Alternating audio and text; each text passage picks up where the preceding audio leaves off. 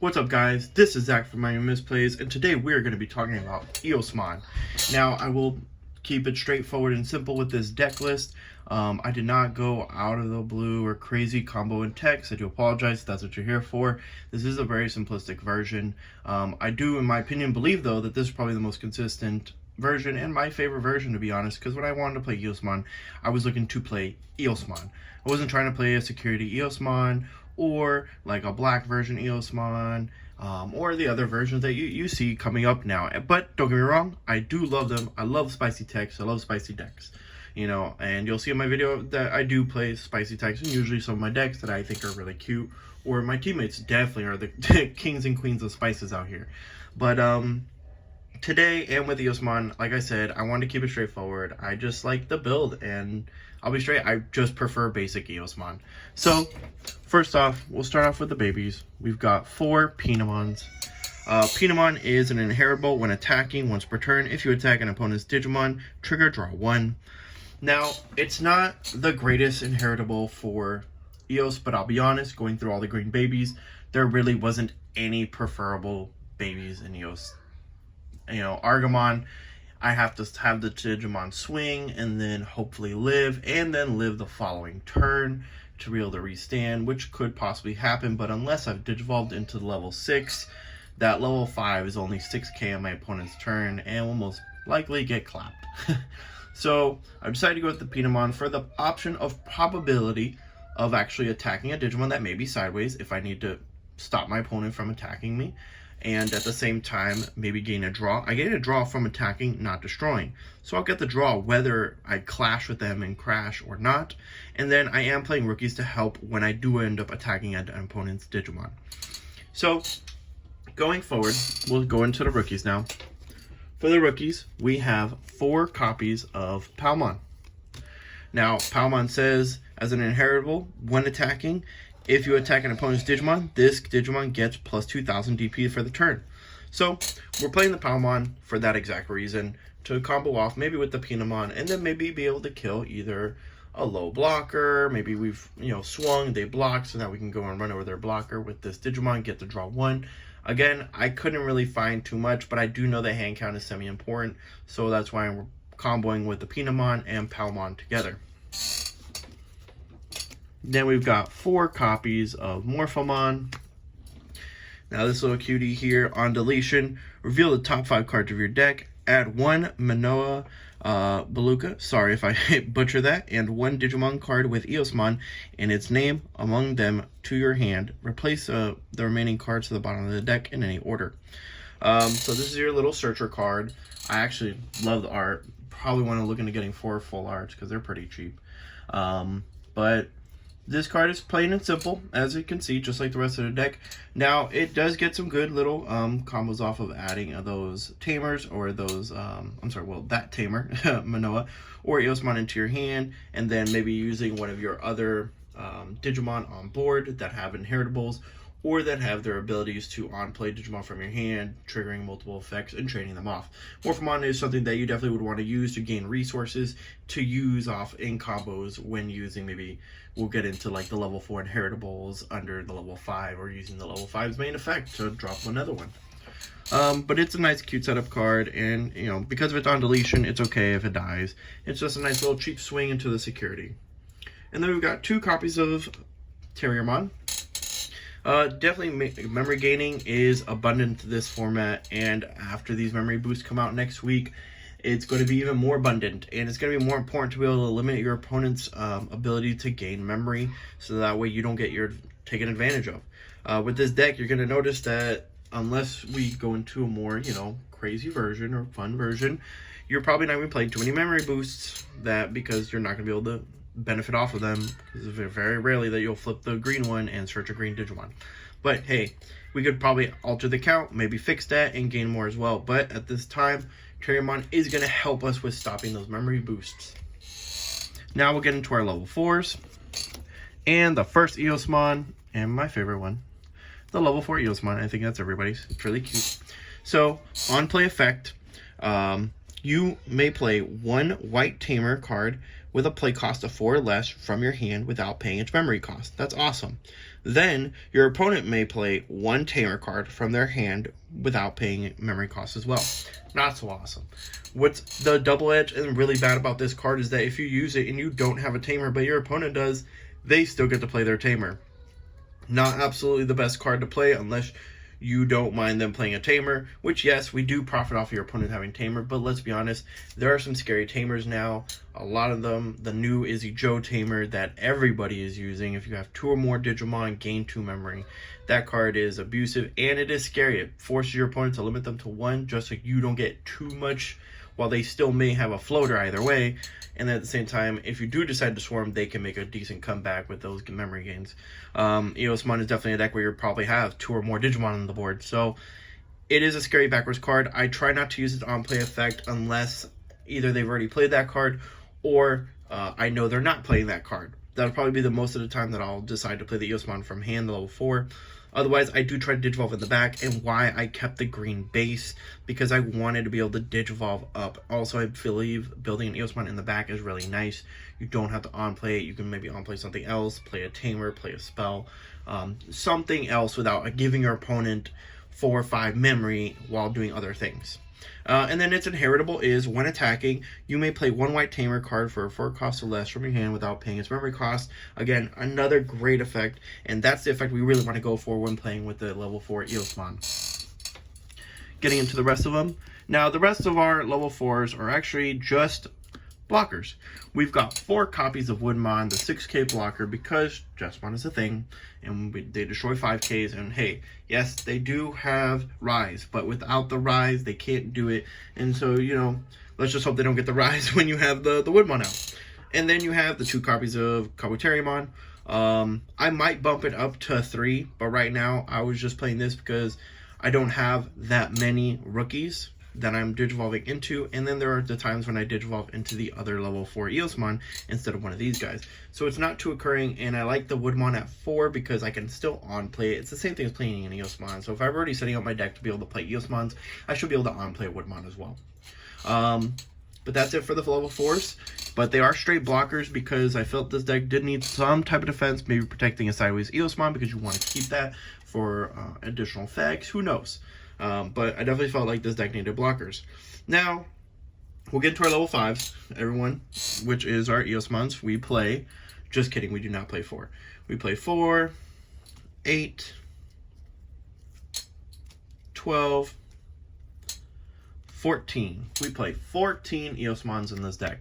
Now, this is the main card of the deck. This card says you can include up to 50 copies of cards with this card's number in your deck, which means you can have up to 50 copies, pretty much. And this card also says, when attacking, you may play 1 level 5 or lower Eosmon from your hand without paying its memory cost. So this throws these guys out like no tomorrow. And then it has the inheritable. Your turn, this Digimon gets plus 1,000. So it's giving your level 6s plus 1,000, making them a lot beefier, especially when you can start stacking these up, and you'll see what I mean in just a moment. With 14 of these guys, you're definitely always going to be able to have one. You're always going to be able to play one. And thanks to these other effects, we're going to be able to keep our hand counts, keep gaining more Eosmons, and this is how we spam the board. Usually once you can get that one down or survive or build in the back that one, promote, swing, place another one up. If that first one's lived, they now have to focus that because they're going to have to stop you from having 2 and then placing 2 down on the board and so on and so forth, where you just outspam them. Alright, but it's plain and simple Eosmon, 14 copies. And then we have our level 6, 4 copies of Eosmon. Now the level 6 copy is a 5 cost to Digivolve, so usually this is something that you're ending your turn on unless you set up with certain Tamers or abilities to be able to have 5 or more memory to Digivolve and then begin swinging. Now it says, when Digivolving, for each Tamer in play, you may place 1 level 5 or lower Eosmon from your trash to the top of this Digimon's Digivolution sources.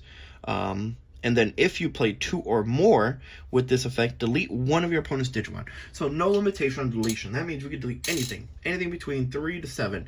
And on top of that, we can make sure to go ahead and give it boost with the inheritables for plus 1000, or the inheritable that when attacking to go ahead and play a tamer from your hand. So if you know you're kind of like filled up on some tamers in your hand, definitely you could throw one of those under him and then still throw in a couple thousands in there. And that's why we profit off your opponent playing those tamers, and it's not the worst thing to play the level 4. Just know your matchups when you're playing the level 4 from hand, so you don't get clapped from, you know, giving your opponent too much advantage for free. But that is the level 6. Plain and simple. Oh, and I'm sorry, he does have a second effect. Your turn, for every for every 3 Digivolution cards in this Digimon it gains +1 security. So if you build in the back and you Digivolve from in front, it gets 1, but once you Digivolve into it from the back, you could possibly put 3 or 4 more, and it could possibly have an additional 2, maybe even 3 security. And that would be very scary with this card, and then being able to blow something up as well. You can see how this is. But that is why, again, that I go ahead and I play the green babies, because I like to be able to build in the back sometimes. I'm a man, and I've said in some of my videos, that likes to have a backup plan. I love straightforward decks, don't get me wrong, and I love theme decks, which is also why I kind of wanted to keep the green and keep the whole Eos theme. But at the same time, I like having backup plans. I like being able to do, okay, well, that's not going to work, so let me do this. But, again, I think Eosmon is definitely one of those decks that are so flexible, so many different ways to build and play it, that there's no one right way of playing the deck or best way of playing the deck, but this is definitely my preferred method of playing the deck. Now, we'll go into the options.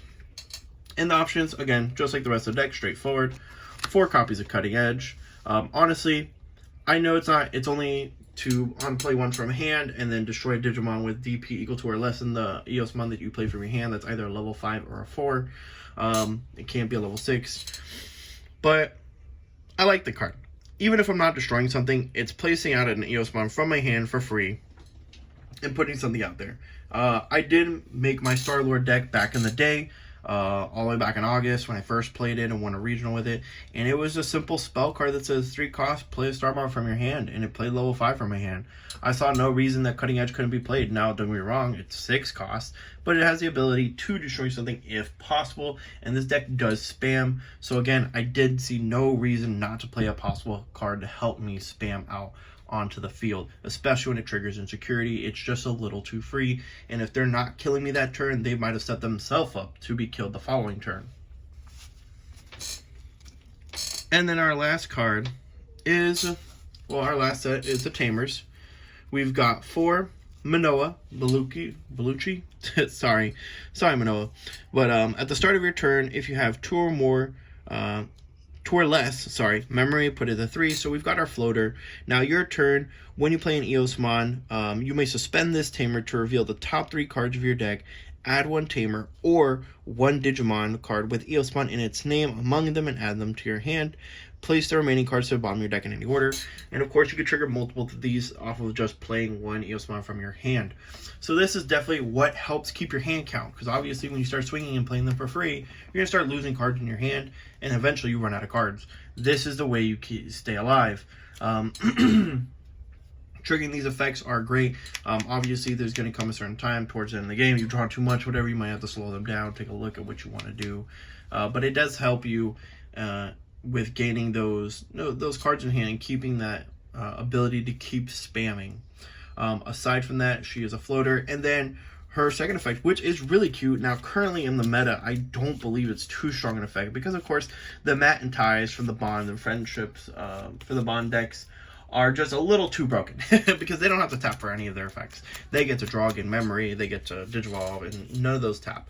Her ability says, while you have an Eosmon in play, your opponent's Tamers don't unsuspend during their unsuspend phase. Again, I think maybe later on that'll be a good card. Currently, or not a good card, but a good effect. But currently in this meta, from what I've seen, green not being so popular with the Mimi to tap Mimi as a promote, and I just sit there trying to think of other things, maybe some random purple Tamers, but again, I don't see it being used too much, at least right now in the current meta, and I haven't been seeing any Takumis either, which is the only other card I can think about to commonly tap. Alright, now going on, because we can be able to play so many Tamers, and of course we need to play white Tamers to be able to play them for free, we've got 2 copies of Mat Tai. Now this helps stop your opponent Well, not stop your opponent, but this helps set you up so if your opponent decides to go into their level 6 or higher boss monsters, which they're going to need to take care of either the big Eos or to start taking care of multiple spamming Eoses. So you're pretty much guaranteed they're going to go in there, gain 2 memory. And then all of your Digimon with Omnimon gain +1 security, but we're not playing any Omnimon. So it's really just there to get the +2 extra security, putting us to 5 whenever they have a level 6. And that would also allow us to Digivolve into our Eosmon level 6 without ending our turn, triggering its effect, blowing up their level 6, and then being able to go ahead and check for multiple securities without ending your turn. So again, once they do bring out that level 6, if it's not for game and maybe you built an Eosmon in the back or they left an Eosmon on the board, you're going to be able to Digivolve into that without ending your turn. And then our last 2 cards, again, we like keeping hand count and we like to Digivolve. That's why I said, I keep the green base so we can keep Digivolving. We've got 2 copies of Takumi. The Takumi is what's going to allow you to draw a card. And then at the same time, now, I am not a fan of playing against Rookie Rush. I know it's a deck. I know, people make their choices. It's a viable choice. Gotcha. So, that being said, all level 3 Digimon gain when attacking, lose 1 memory. I do appreciate that ability. So whenever I do play against a Rookie Rush deck, this can also help me slow this down. I'm currently thinking of maybe bumping up the Takumi by 1 or trying to squeeze in the Izzy Joe that we were talking about. So that way with Izzy Joe and Matt, it kind of locks them in. The only problem with the Izzy Joe is I do have to manually play it. I can't play it for free. And I do like to play cards for free, especially in this deck that literally tries to play cards for free all the time. And I'm not trying to let it do that without, hindering it or trying to go around with some secret sauce. Oh, I'm always doing that towards the end of the video. Alright guys, well, that is the Eosmon deck. Again, it's a straightforward build. I hope you like it. I definitely find it to be very, very consistent. Usually, I mean, there's honestly very rarely a dead hand. So, go ahead, test this build out. Let me know how it goes in your locals. Let me know what changes you make or what you found to be better. Or maybe make changes to help you make your Eosmon deck. Alright, this is Zach from Nice Place. We'll see you next video.